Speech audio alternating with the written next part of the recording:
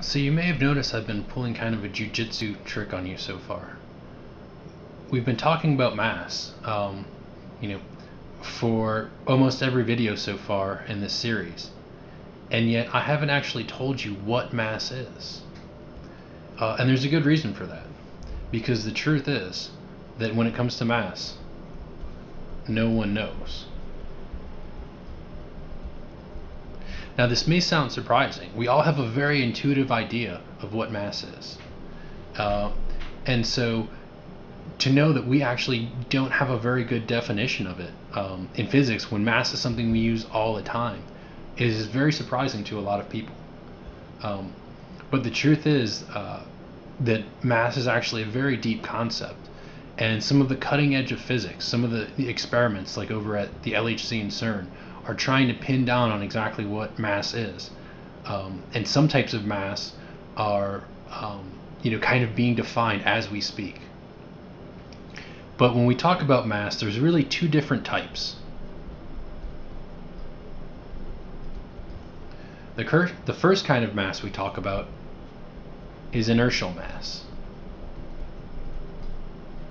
And that's what we're going to be talking about during this video. But there's a second type of mass, and that kind is gravitational mass, which we'll be discussing in the next video.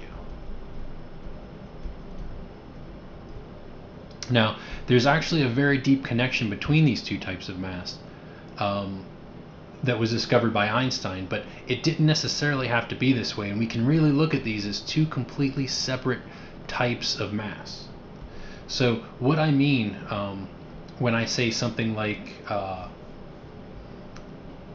when I talk about inertial mass, so I'll start out by just giving an example, okay? So let's say I have a fly.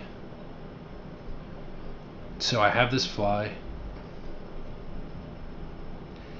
and it's buzzing around my head right now, and it's really kind of irritating me, so I decide to swat it away. And I hit it with my hand. It's very easy for me to change that fly's momentum and to knock it in a different direction. I don't have to give it a whole lot of force to to swat the fly away.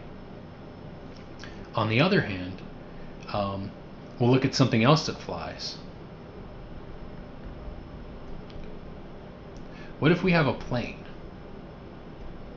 and I try to push the plane, and I try to change the plane's momentum?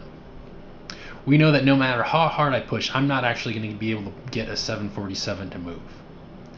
So we know that there's something that's making it more difficult for me to move the plane, than it was for me to move the fly.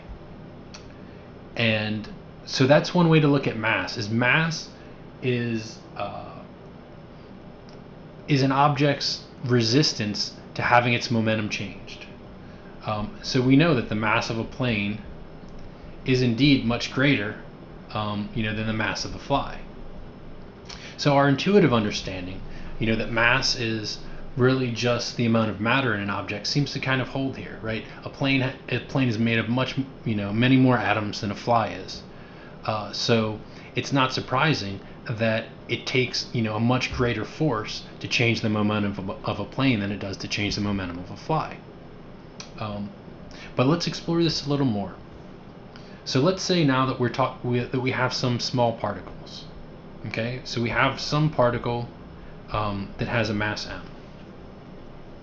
But then let's say we have an object that's made up of a bunch of those particles. Maybe these are water molecules, or this could be these could be protons, and this could be an atom, like however we want to look at it. So each one of these particles is the same as mass m.